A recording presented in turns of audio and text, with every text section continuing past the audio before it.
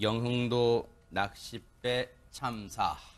그런데 지금 이제 15명의 안타까운 희생자가 났잖아요. 그런데 이 사건 안타깝다는 생각에 그칠 게 아니라 이제 제2의 영흥도 낚싯배 참사가 일어나지 않게 하려면 그 원인을 철저히, 문제점을 철저히 따져봐야 할 텐데 홍순빈 아나운서 해경 얘기를 안 해볼 수가 없어요, 지금. 네, 그렇습니다. 이제 최근에 또 나오고 있는 얘기가 그 에어포켓에 있던 3명의 생존자가 그 해경과 통화를 했던 네. 2시간 43분 사이에 이제 12차례를 두고 통화를 했던 내용이 네. 공개가 되고 있습니다. 세상에 말이 2시간 43분이죠, 진짜. 네, 말씀하세요. 그렇습니다. 이제 그 12번의 11차례입니다. 11차례의 통화 중에 네. 6차례의 통화가 이제 공개가 된 건데 네. 내용을 보니까 일단 6시 5분에 최초 이제 신고가 이루어집니다. 네. 최초 구조 신고가 이루어지고요. 네. 그 다음에 이제 7시 12분에 물이 많이 찼어요. 네. 숨을 못 쉬겠어요. 직접 네. 육성으로 네. 이제 통화를 하는데 당시에 그 다급한 상황을 느껴볼 수 있었습니다. 네, 일단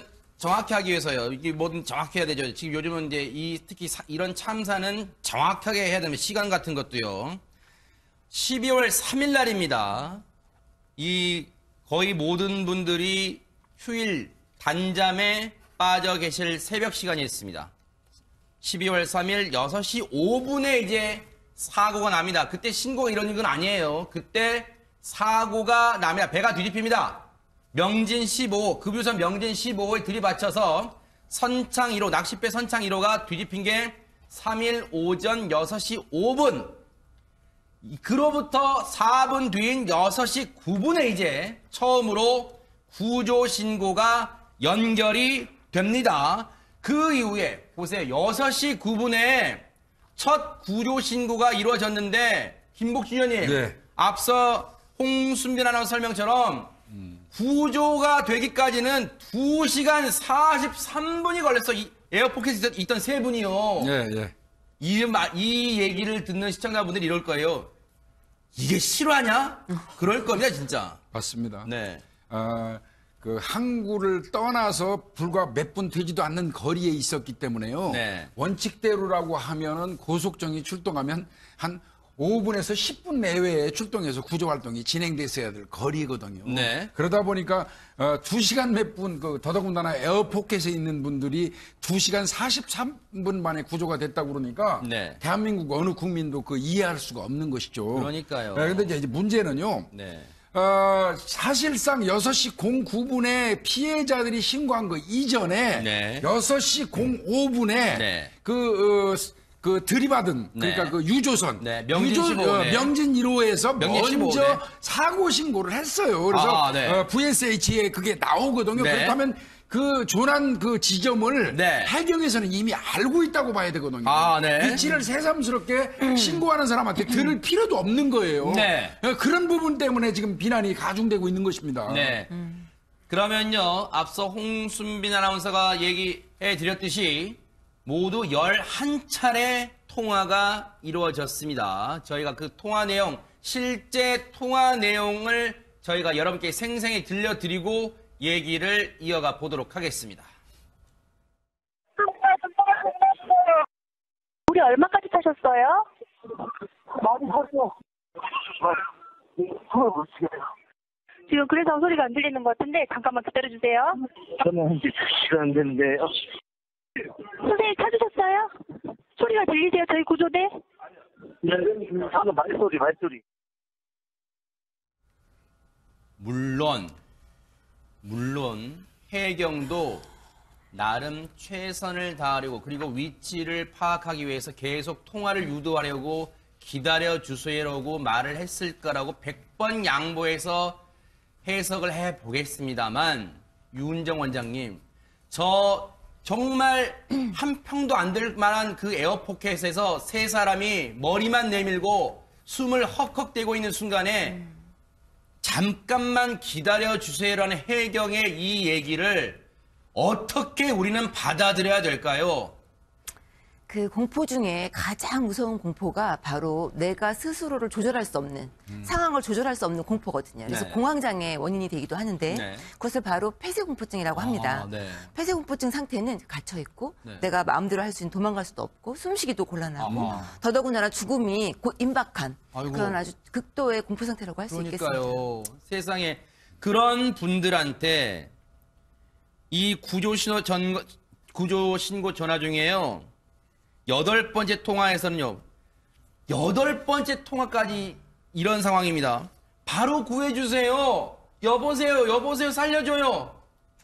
11차례 마지막 11차 통화 때는요. 숨이 차요. 숨이. 제가 이렇게 읽는 그런 수준이 아니었을 거예요. 저분들은요. 숨이 차요. 숨이라는 저 말도 정말 헉헉대면서 김복준 형님 네. 여기까지 숨이 차가지고 말도 제대로 안 나왔을 저희가 그냥 이 글자로 써서 보여드리는 상황이니까 저렇습니다만 말도 안 나왔을 거예요. 저분들이 가지고 있는 극도의 그 공포감은 네. 어떻게 상상을 하겠습니까? 더더군다나 에어포켓이 이제 있는 상태에서 목까지 찬 상태 네. 3명이서 이제 있는데 아마 참 현명한 분들이에요. 저분들이 굉장히 침착하고 산소를 그 에어포켓 산소 어떤 소비를 막기 위해서 네. 상호간에 말도 안 했다는 거예요. 될 수 있으면. 네. 그러면서 유일하게 전화 통화 계속 한 거거든요. 네. 사실 저 전화 통화를 하는 순간에도 산소는 한없이 소진되고 있는 거 아니겠습니까? 네. 그런 부분을 본다 그러면 저는 이해할 수 없는 부분이 진짜 굉장히 많은데 네. 지금 이제 하나 더 말씀드릴게요. 저 에어포켓에 있는 저 세 분이 선수 쪽이에요. 선수. 아, 뱃머리 쪽. 뱃머리 쪽이라고 네. 분명히 본인들이 어창으로 들어가서 선수 쪽이라고 얘기까지 했음에도 네. 불구하고 그 현장에 도착했던 구조대. 네. 먼저 구조대가 평택 구조대가 도착을 했어요. 네. 근데 왜 평택 구조대는 먼저 도착했음에도 불구하고 인천 구조대가 올 때까지 입수를 안 하고 있었는지 그 부분이 이해가 안 가고요. 네. 그 다음에 그러면 평택 구조대와 인천 구조대가 입수를 할 때 왜 선미부터 갔냐는 거예요. 네. 선수 쪽으로 바로 들어갔어야죠. 네. 세 사람이 고립된 그곳이 선수 쪽이니까. 네. 이런 부분들이 만약에 저 세 분이 네. 사망했다 그러면 네. 이 저 구조대 이 부분에서 엄청난 비난 받았을 겁니다. 네. 이인철 변호사님. 네. 이분들이요, 앞서 말씀드렸지만, 저 진짜 얼마 안 되는 그 공간, 에어포켓을 의지한 채, 여러분, 말이 2시간 43분입니다. 저 바로 코앞에 있는 이 낚싯배 승객 동료의 얼굴조차 분간도 않는 그 캄캄한 공간에서 이인철 변호사님, 2시간 43분을 버텼는데요. 이런 짭니다. 물이 차갑고 산소가 부족한 것도 힘들었지만, 이대로 죽는 걸 기다려야 한다는 두려움이 가장 견디기 어려웠답니다. 얼마나 사실 공포스러웠겠습니까? 무서웠고. 그리고 답답했을 거예요. 머릿속에는 아마 그 세월호 사건이 떠올랐을 겁니다. 이러다가 또 우리도 세월호 그 희생자처럼 되는 거 아닌가. 마지막으로 좀 우리 국가기관을 믿어봐야지, 해경을 믿어봐야지. 다행히 이제 구출됐으니 다행이죠. 근데 저는 좀 답답한 게 네. 이게 뭐 어선에 막혀가지고 또 뭐 여러 돌아가지고 겨우 뭐 2시간이 지나서 이게 됐는데 아니 왜 헬리콥터로 갔으면 안 됐을까요?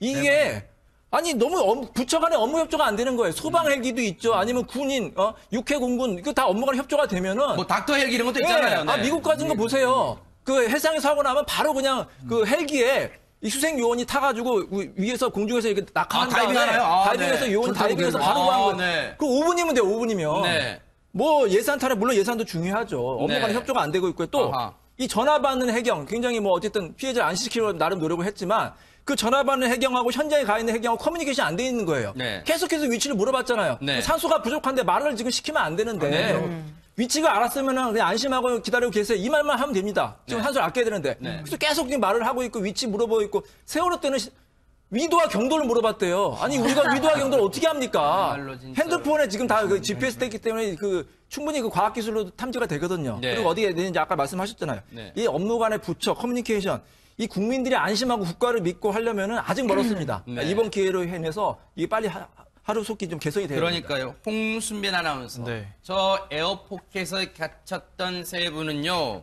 앞서 말씀드린 것처럼 두려움, 이대로 내가 죽는 거구나라고 공포감이 엄습해 왔는데 그런데도 이성을 잃지 않고 그 다급한 순간에도 근데요 이게 잘했다고 저 세 분은 세 분께는 잘한 거지만 이 말씀을 들은 시청자분들은 어처구니가 없을 거예요. 저분들이 직접 자신들의 위치가 어디에 있는지 GPS가 찍힌 화면을 전송해줬다면서요. 이분 세 분들 굉장히 침착합니다. 그러니까 통화에서 들었듯이 물이 지금 물속으로 들어오는 소리까지 들립니다. 그 어프어프하고 있는 상황에서도 네. 자신의 위치를 담은 GPS 화면을 해경 휴대전화로 전송을 했다고 합니다. 그러니까 이때가 한 6시 32분경이었으니까 네. 7번째 통화할 때 그렇게 보냈던 거죠. 네. 그럼 구조 구명복귀 차고 있었고요. 네. 자, 어느 정도 이제 기대를 하고 있었는데 결국 이제 도착하기에는 시간이 굉장히 많이 걸렸던 겁니다. 저 보세요. 지금 녹취록 내용인데요.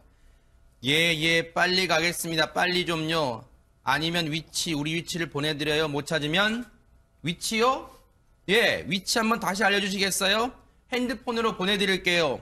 핸드폰으로 보내주신다는 말씀이죠? 전화번호를 모르니까요. 해경이 전화번호를 모르니까 우리가. 그럼 제가 핸드폰으로 문자 드릴게요. 그 번호로 문자를 주시겠어요? 지금 해경이, 우리 대한민국 해경이 이러고 있습니다. 김복준 의원님. 말이 안 돼요, 이거. 이거 상황실은요, 연결이 되면은 GPS가 자동으로 뜨도록 돼 있어요. 그것도 안 가져줬다면 대한민국 해경, 이거 문제 있는 겁니다, 상황실. 네. 이거는, 이제, 물론, 저는 그 전화를 받는 그 여경입니다.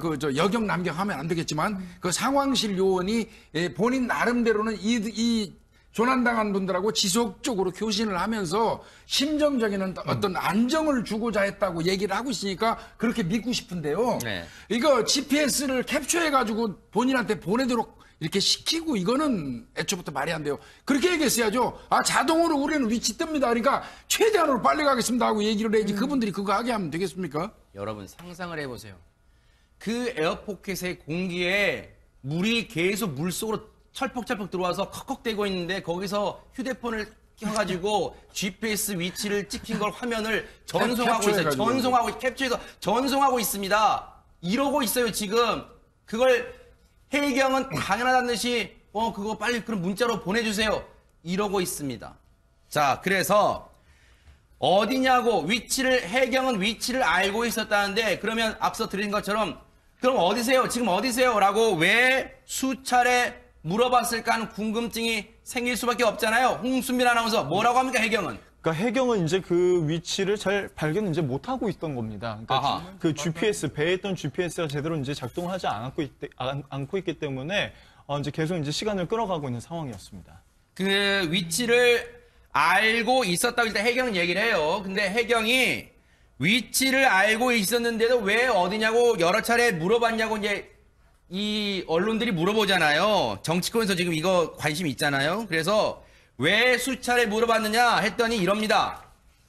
통화가 끊어지지 않기 위해서 통화를 계속해 나가는 과정에서 그 승객분들, 에어포켓에 계신 분들을 안정을 시키기 위해서 이렇게 통화하는 게 맞잖아요. 이거는 저희가 반문을 하고 있어요, 지금. 보세요. 통화가 끊어지지 않기 위해서 통화를 계속해 나가는 과정이었습니다. 안정을 시키기 위해서요. 이렇게 통화하는 게 맞잖아요. 라고 우리들한테 지금 반문을 하고 있어요, 지금. 이인철 변호사님. 이렇게 통화하는 게 맞잖아요. 이렇게 반문하고 있습니다, 지금. 물론 뭐 그렇게 해석할 수도 있죠. 안심하는 것도 물론 중요합니다. 네. 근데 지금 그 피해자들은 지금 안심이 중요한 게 아니라 빨리 좀 살고 싶은 거예요. 네. 빨리 좀 와야 되는데. 근데 다행히 핸드폰이 있었기 때문에 만약에 핸드폰이 물에 빠지거나 없었으면 어떻게 됐을까요? 그러니까요. 그러니까 이 어선 자체에 사실 GPS가 문제가 있고 네. 정확히 이 해경이나 이 현재 과학기술로 그거를 못 찾는다는 것은 정말 이해가 안 되는 것 같고요. 네. 물론 이제 그 계속 안심을 시키는 것도 중요한 하여튼 하루빨리 그냥 예산을 빨리 이런 데 투입해야 됩니다. 해상에서 난 사고가 아니면 납치범이도 마찬가지예요. 핸드폰이 만약에 끊긴 자리에서 바로 그 GPS 추적이 되고 또 굉장히 절차가 복잡하니까 이런 절차 간소화해가지고 빨리 좀 구해줬으면 좋겠습니다. 그게 말이 안 되는 게요. 네. 에어포켓에 산소가 부족해서 3명이 있어도 대화를 안 하고 있는 상황에서 네. 해경이 계속 안심시킨다고 말시키고 전화 통화하면 그 사람들은 산소 어떻게 해요? 그 부분도 진짜 생각이 이 구조 전문가라는 사람들이 그 생각하는 게 짧은 거고요. 네. 그리고 그 위치를 물어볼 필요가 없잖아요. 이미 그 명진 1호 그러니까 추돌한 배에서 급여선에서 유조선에서 VSH로 사고 보고를 했지 않습니까? 네. 그러면 그 위치는 이미 해경은 다 알고 있는 상태예요. 네. 그러니까 이런 부분들은 정말 제가 볼 때 이해할 수 없어요. 윤정 원장님께 여쭤볼게요. 정말로 해경의 얘기처럼 그 좁은 공간 에어포켓에서 물이 컥컥 차오는데 거기서 통화를 계속 말을 유도한다고 자 지금 저희가 가고 있어요. 지금 위치가 어딘지 다시 한번 말씀해 주세요. 그러면 아 오고 계시군요. 여기는요 지금 망망대해이긴 하지만 GPS를 보내드릴게요. 라고 심리적으로 안정이 되겠습니까? 어떻습니까? 어디냐고 물으면 사실 더 불안해졌을 것 같아요. 아직까지도 위치를 찾지 못했구나. 그렇죠. 아직까지도 찾지 못했구나. 그리고 우리가 알기는 2시간 43분이지만 이분들에게 있어서는 12시간 넘게 느껴졌을 거라고요. 아하. 그랬을 때 우리 이러다 죽겠다는 생각을 반드시 했을 겁니다. 그러니까요. 저 같아도요. 저라고 대입을 해볼게요. 저 같으면 위치를 계속 물어보면 내가 몇 번을 지금 얘기를 해야 됩니까? 대체 여기를 찾은 거예요? 안 찾은 거예요? 라고 제가 오히려 화를 내서 물어봤을 텐데 이분들은 오히려 앞서 홍수민 아나운서 설명처럼 정말 우리의 상상을 초월할 정도로 침착성을 그 다급한 순간에도 침착성을 유지하셨던 것 같습니다. 그런데 실컷 기다리라 해놓고 홍순빈 아나운서 네. 정작 도착한 곳은 엉뚱한 데였다는 얘기가 있어요. 이거 무슨 말이에요, 이건 또? 이제 도착을 하는데 네. 이제 그 배를 수색을 해야 되지 않겠습니까? 네. 그런데 이제 선주에게 물어보는데 네. 뭐 섬 위로 들어갈까 아니면 배 앞부분으로 들어갈까 뭐 이런 얘기가 있었어요. 네. 그런데 이제 정작 이 사람들이 갇혀 있는 배 앞부분으로 들어가지 않고 네. 배 뒷부분으로 들어갔다는 겁니다. 지금 배 앞머리 선수에 있다고 얘기를 했잖아요. 그럼 자기들끼리는 김복준 의원이 네. 정보 공유를 안 하는 거예요? 안 된 겁니다. 제가 판단할 때는요. 에어포켓이 분명히 그 선수 쪽에 네. 그 뱃머리 쪽에 있는 거 세 사람이 있고 통화를 했다는 게 네. 상황실하고 지속적으로 교신이 되고 있었다면 네. 무전으로 날아가서 이 투입될 그 요원들이 선수 쪽으로 가는 게 맞아요. 네. 이거는 분명히 연락이 안 된 거예요. 네. 그 이제 그런 부분이 문제가 있고요. 제가 생각할 때는 그렇습니다. 평택 구조대가 먼저 와가지고 인천 구조대가 올 때까지 기다린 부분도 저는 이해할 수 없고요. 그리고 그러면 두 팀 아닙니까? 평택 구조대, 인천 구조대라면. 그런 이런 경우라면 한쪽은 선수로 들어가고 한쪽은 선미로 들어갈 수도 있잖아요. 네. 근데 왜 두 팀이 굳대어 기다렸다가 그 선미로 들어가서 수색을 합니까? 네. 지금 김복준 의원님이 지적하신 부분을 정용현 한국잠수산업연구원장 구조전문가입니다. 지금 인터뷰에서 이런 얘기를 합니다. 당연히 두 팀으로 나누어서 선수, 뱃머리, 그리고 배 뒷부분 선미의 출입구에서 진입을 해서 생존자가 있는지, 그리고 생존자가 있다면 구조를 하는 게 원칙이다. 이게 ABC다. 이렇게 얘기를 하고 있고요. 그리고 이건 뉴스파이터 시청자분이 저에게 궁금증을 물어보셔서 저희가 취재를 해봤던 내용입니다. 지금 이 CG의 배경 사진 보이시죠?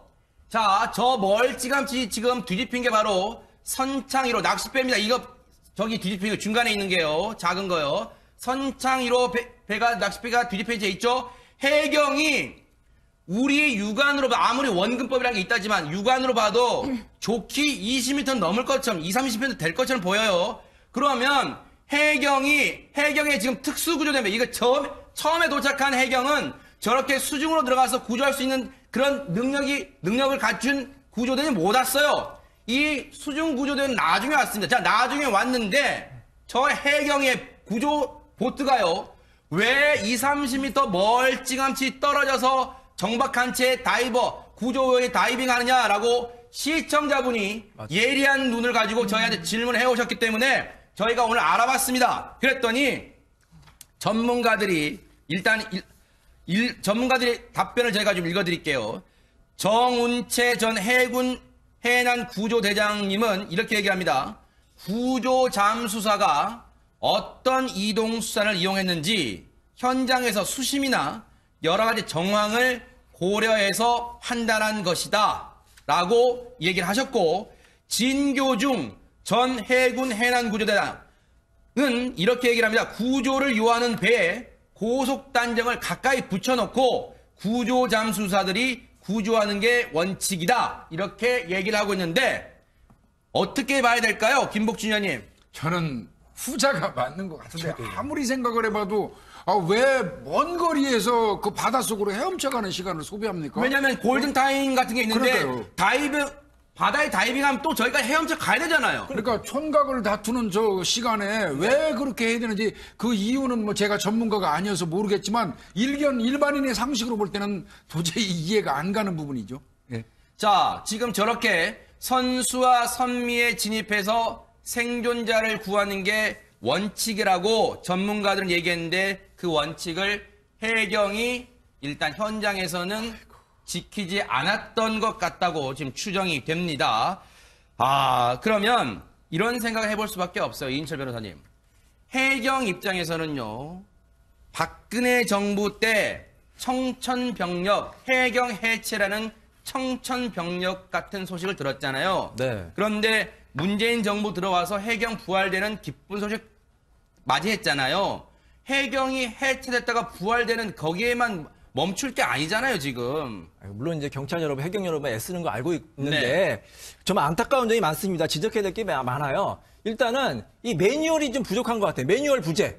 이런 긴급 상황에서 어떻게 이제 허둥지 좀 물어보고 뭐 선미로 가느냐, 선주로 가느냐 또 그 선주한테 물어봐서 갈게. 왜 선미로 갔느냐? 선주가 선미로 가는 게 효과적이라서 민간인의 말을 믿고 그랬답니다. 아니 해경이 전문가가 돼야 되는 거 아닙니까? 자체적으로 판단해서 가까이 가서 구해야죠. 그리고 장비도 많이 부족한데요. 아니 그 열 적외선 뭐 이런 그 적외선 카메라 같은 거 없나요? 초음파 탐지기. 영화 같은 데 보면은 사람이 어디 있는지 사람이 열이 납니다. 열이 나기 때문에 어디에 있는지 위치를 파악할 수가 있거든요. 그런 장비. 그다음에 물속에 있다면 초음파 장비. 충분히 현재 과학 기술로 그런 거 할 수 있거든요. 자, 공무원 증언 중요하죠. 공무원 증언도 중요하지만 그 한정된 예산을 효과적으로 쓰는 게 중요합니다. 네. 꼭 필요한 장비는 꼭 구입을 해야 돼요. 네. 그런 거는 제발 좀 구입을 좀 하셔서 우리 국민들이 안심하게 좀 해주시기 바랍니다. 네. 글쎄요, 어제도, 엊그저께도 얘기 드렸습니다만, 물론 해경, 현장에서 밤잠도 제대로 못 자가면서 열심히 한 해경 현장 직원분들한테 이 모든 책임을 다 떠넘기고 싶지는 않습니다. 과연 해경은 이 지경이 되기까지 언제까지 예산 타령하면서 장비 부족만을 호소할 겁니까? 그동안 훈련은 제대로 했습니까? 해상 재난대비 훈련은 제대로 했는지 한번 자문해 보기 바랍니다. 여러분과 함께 뉴스파이터 다음 얘기로 넘어가 보겠습니다. 영흥도 낚싯배 참사.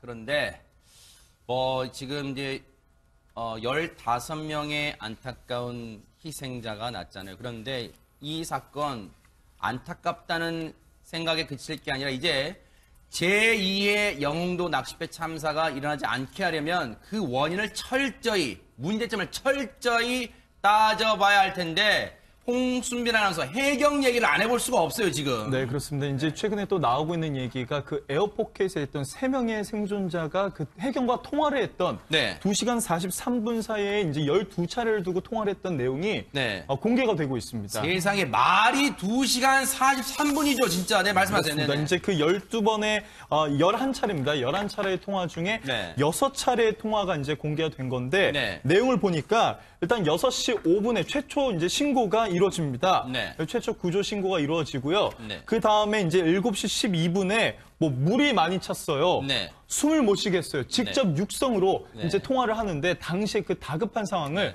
느껴볼 수 있었습니다. 네, 일단 정확히 하기 위해서요. 이게 뭐든 정확히 해야 되죠. 지금 요즘은 이제 특히 이런 참사는 정확하게 해야 되면 시간 같은 것도요.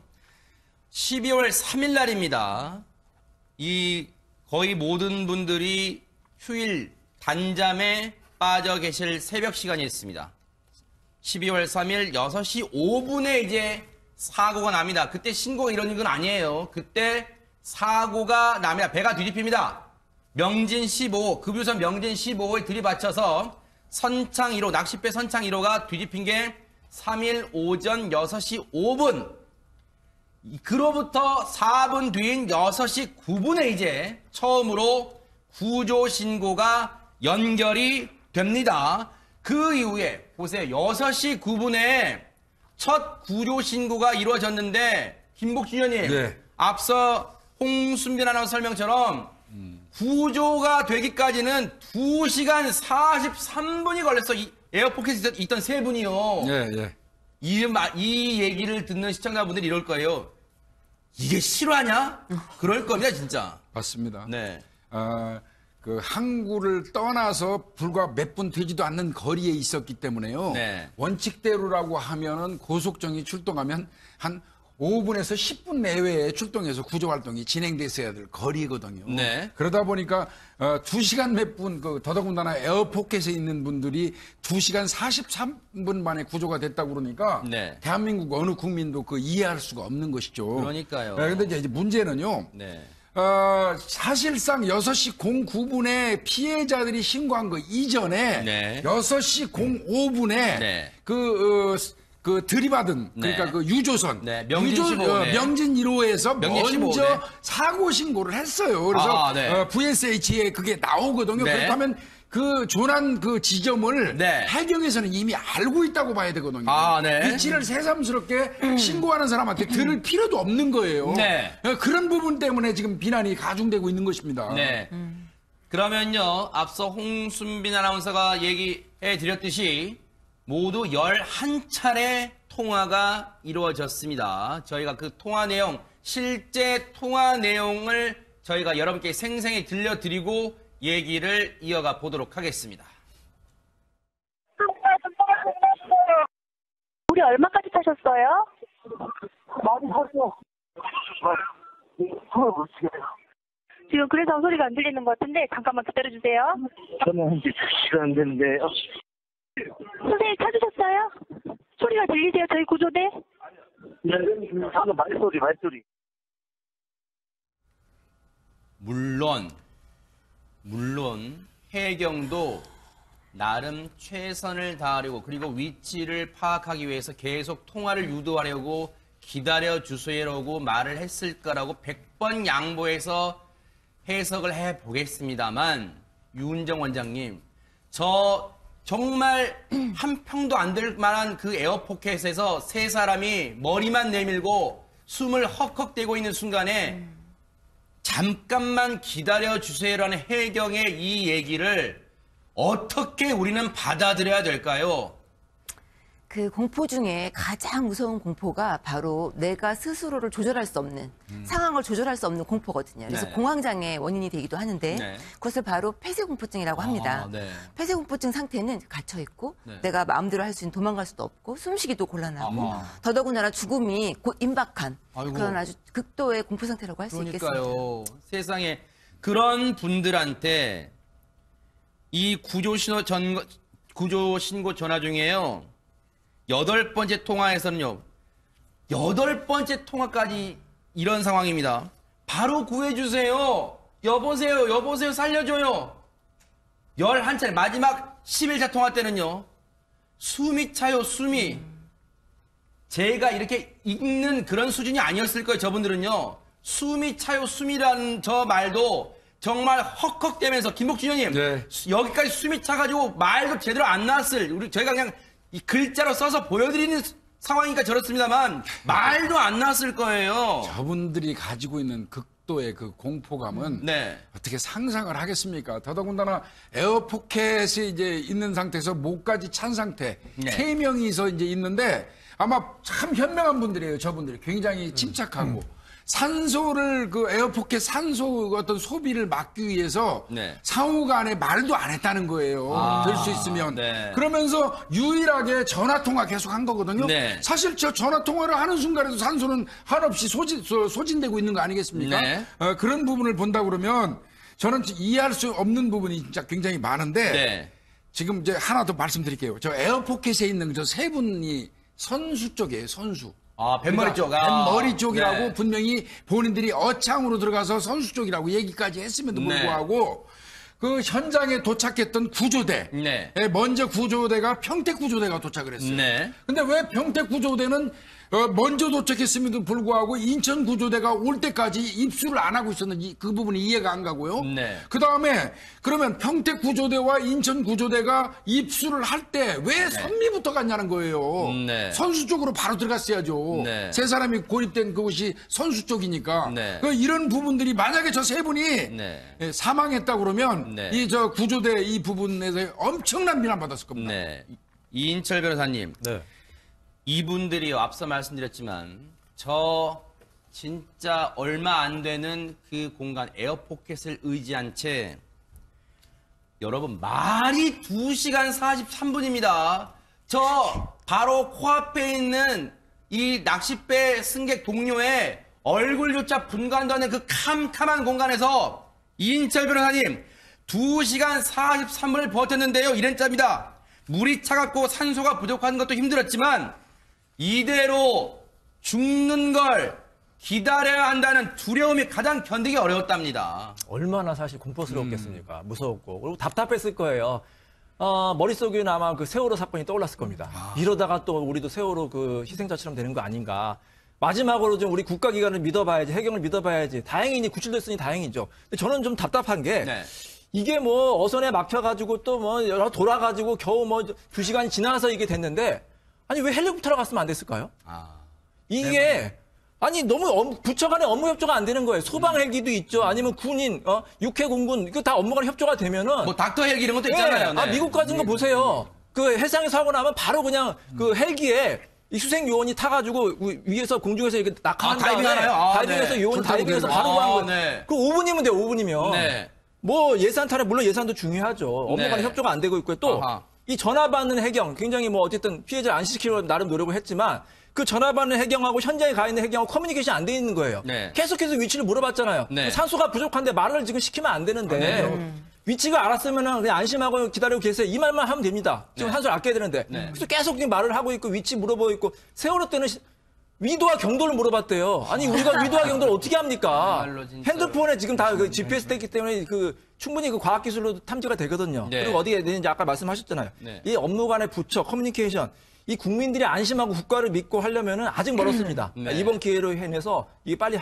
하루속히 좀 개선이 돼야 됩니다. 그러니까요. 홍순변 아나운서. 네. 저 에어포켓에 갇혔던 세 분은요. 앞서 말씀드린 것처럼 두려움, 이대로 내가 죽는 거구나라고 공포감이 엄습해 왔는데 그런데도 이성을 잃지 않고 그 다급한 순간에도 근데요 이게 잘했다고 저 세 분은 세 분께는 잘한 거지만 이 말씀을 들은 시청자분들은 어처구니가 없을 거예요. 저분들이 직접 자신들의 위치가 어디에 있는지 GPS가 찍힌 화면을 전송해줬다면서요. 이분 세 분들 굉장히 침착합니다. 통화에서 들었듯이 물이 지금 물속으로 들어오는 소리까지 들립니다. 그 어퍼하고 있는 상황에서도 네. 자신의 위치를 담은 GPS 화면을 해경 휴대전화로 전송을 했다고 합니다. 그러니까 이때가 한 6시 32분경이었으니까 네. 7번째 통화할 때 그렇게 보냈던 거죠. 네. 그럼 구조 구명복귀 차고 있었고요. 네. 자, 어느 정도 이제 기대를 하고 있었는데 결국 이제 도착하기에는 시간이 굉장히 많이 걸렸던 거예요. 저 보세요. 지금 녹취록 내용인데요. 예, 빨리 가겠습니다. 빨리 좀요. 아니면 우리 위치를 보내드려요. 못 찾으면 위치요? 예, 위치 한번 다시 알려주시겠어요? 핸드폰으로 보내드릴게요. 핸드폰으로 보내주신다는 말씀이죠? 전화번호를 모르니까요. 해경이 전화번호를 모르니까 우리가 그럼 제가 핸드폰으로 문자 드릴게요. 그 번호로 문자를 주시겠어요? 지금 해경이 우리 대한민국 해경이 이러고 있습니다. 김목준 의원님. 말이 안 돼요, 이거. 이거 상황실은요, 연결이 되면은 GPS가 자동으로 뜨도록 돼 있어요. 그것도 안 가줘줬다면 대한민국 해경, 이거 문제 있는 겁니다, 상황실. 이거는, 이제, 물론, 저는 그 전화를 받는 그 여경입니다. 여경 남경하면 안 되겠지만, 그 상황실 요원이 본인 나름대로는 이 조난당한 분들하고 지속적으로 교신을 하면서 심정적인 어떤 안정을 주고자 했다고 얘기를 하고 있으니까 그렇게 믿고 싶은데요. 네. 이거 GPS를 캡처해가지고 본인한테 보내도록 이렇게 시키고 이거는 애초부터 말이 안 돼요. 그렇게 얘기했어야죠. 자동으로 우리는 위치 뜹니다. 그러니까 최대한으로 빨리 가겠습니다 하고 얘기를 해야지 그분들이 그거 하게 하면 되겠습니까? 여러분 상상을 해보세요. 그 에어포켓의 공기에 물이 계속 물속으로 철퍽철퍽 들어와서 컥컥대고 있는데 거기서 휴대폰을 켜가지고 GPS 위치를 찍힌 걸 화면을 전송하고 있어요. 캡처해서 전송하고 있습니다. 이러고 있어요 지금. 그걸 해경은 당연하다는 듯이 그거 빨리 그럼 문자로 보내주세요. 이러고 있습니다. 자, 그래서 어디냐고 해경은 위치를 알고 있었다는데 그러면 앞서 드린 것처럼 그럼 어디세요? 지금 어디세요? 라고 왜 수차례 물어봤을까 하는 궁금증이 생길 수밖에 없잖아요. 홍순민 아나운서 뭐라고 합니까, 해경은? 그러니까 해경은 이제 그 위치를 잘 발견 이제 못하고 있던 겁니다. 그러니까 아하. 그 GPS, 배에 있던 GPS가 제대로 이제 작동하지 않고 있기 때문에 이제 계속 이제 시간을 끌어가고 있는 상황이었습니다. 그 위치를 알고 있었다고 일단 해경은 얘기를 해요. 근데 해경이 위치를 알고 있었는데도 왜 어디냐고 여러 차례 물어봤냐고 이제 이 언론들이 물어보잖아요. 정치권에서 지금 이거 관심 있잖아요. 그래서 왜 수차례 물어봤느냐 했더니 이럽니다. 통화가 끊어지지 않기 위해서 통화를 계속해 나가는 과정에서 그 승객분들, 에어포켓에 계신 분들을 안정을 시키기 위해서 이렇게 통화하는 게 맞잖아요. 이거는 저희가 반문을 하고 있어요, 지금. 보세요. 통화가 끊어지지 않기 위해서 통화를 계속해 나가는 과정이었습니다. 안정을 시키기 위해서요. 이렇게 통화하는 게 맞잖아요. 라고 우리들한테 지금 반문을 하고 있어요, 지금. 이인철 변호사님. 이렇게 통화하는 게 맞잖아요. 이렇게 반문하고 있습니다, 지금. 물론 뭐 그렇게 해석할 수도 있죠. 안심하는 것도 물론 중요합니다. 네. 근데 지금 그 피해자들은 지금 안심이 중요한 게 아니라 빨리 좀 살고 싶은 거예요. 네. 빨리 좀 와야 되는데 근데 다행히 핸드폰이 있었기 때문에 만약에 핸드폰이 물에 빠지거나 없었으면 어떻게 됐을까요? 그러니까요. 그러니까 이 여선 자체에 사실 GPS가 문제가 있고 네. 정확히 그 해경이나 이 현재 과학기술로 그걸로 못 찾는다는 것은 정말 이해가 안 되는 것 같고요. 네. 물론 이제 그 계속 안심을 시키는 것도 중요한 하여튼 하루 빨리 그냥 예산을 빨리 이런 데 투입해야 됩니다. 뭐 해상에서 난 사고가 아니면 납치범이도 마찬가지예요. 핸드폰이 만약에 끊긴 자리에서 바로 그 GPS 추적이 되고 또 굉장히 절차가 복잡하니까 이런 절차가 간소화해가지고 빨리 좀 구해줬으면 좋겠습니다. 그게 말이 안 되는 게요. 네. 에어포켓에 산소가 부족해서 3명이 있어도 대화를 안 하고 있는 상황에서 네. 해경이 계속 안심시킨다고 말시키고 전화 통화하면 그 사람들은 산소 어떻게 해요? 그 부분도 진짜 생각이 이 구조 전문가라는 사람들이 그 생각하는 게 짧은 거고요. 네. 그리고 그 위치를 물어볼 필요가 없잖아요. 이미 그 명진 1호 그러니까 추돌한 배에서 급여선에서 유조선에서 VSH로 사고 보고를 했지 않습니까? 그러면 그 위치는 이미 해경은 다 알고 있는 상태예요. 네. 그러니까 이런 부분들은 정말 제가 볼 때 이해할 수 없어요.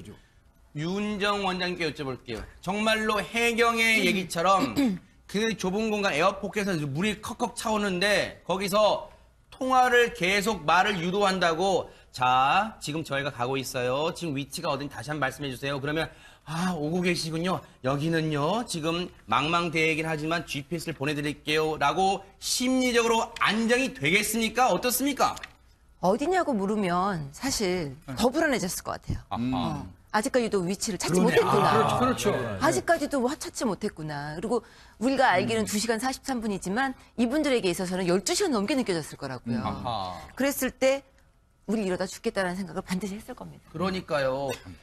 저 같아도요. 저라고 대입을 해볼게요. 저 같으면 위치를 계속 물어보면 내가 몇 번을 지금 얘기를 해야 됩니까? 그게 지금 여기를 찾은 거예요? 안 찾은 거예요? 라고 제가 오히려 화를 내서 물어봤을 텐데 이분들은 오히려 앞서 홍수민 아나운서 설명처럼 정말 우리의 상상을 초월할 정도로 침착성을 그 다급한 순간에도 침착성을 유지하셨던 것 같습니다. 그런데 실컷 기다리라 해놓고 홍순빈 아나운서 네.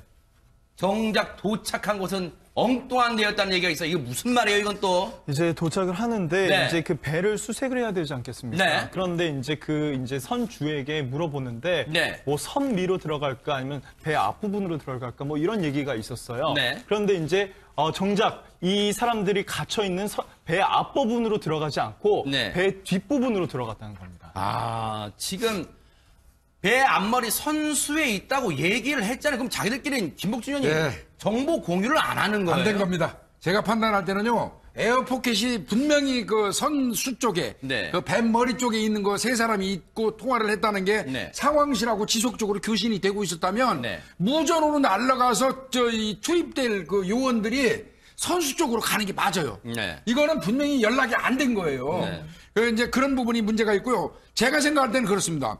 평택 구조대가 먼저 와가지고 인천 구조대가 올 때까지 기다린 부분도 저는 이해할 수 없고요.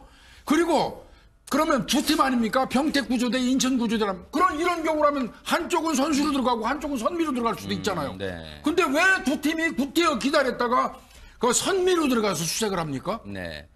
지금 김복준님 지적하신 부분을 정용현 한국잠수산업연구원장 구조전문가입니다.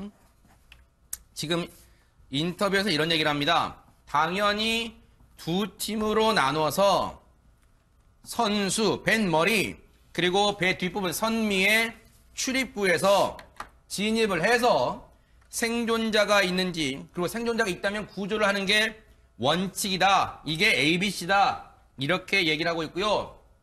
그리고 이건 뉴스파이터 시청자분이 저에게 궁금증을 물어보셔서 저희가 취재를 해봤던 내용입니다. 지금 이 CG의 배경 사진 보이시죠? 자, 저 멀찌감치 지금 뒤집힌 게 바로 선창 1호 낚싯배입니다. 이거 저기 뒤집힌 거 중간에 있는 게요. 작은 거요. 선창 1호 낚싯배가 뒤집혀져 있죠? 해경이 우리 육안으로 아무리 원근법이라는 게 있다지만 육안으로 봐도 좋기 20m 넘을 것처럼 20-30m 될 것처럼 보여요. 그러면 해경의 지금 특수구조대입니다. 이거 처음에 도착한 해경은 저렇게 수중으로 들어가서 구조할 수 있는 그런 능력을 갖춘 구조대는 못 왔어요. 이 수중 구조대는 나중에 왔습니다. 자, 나중에 왔는데 저 해경의 구조 보트가요. 왜 20-30m 멀찌감치 떨어져서 정박한 채 구조의 다이버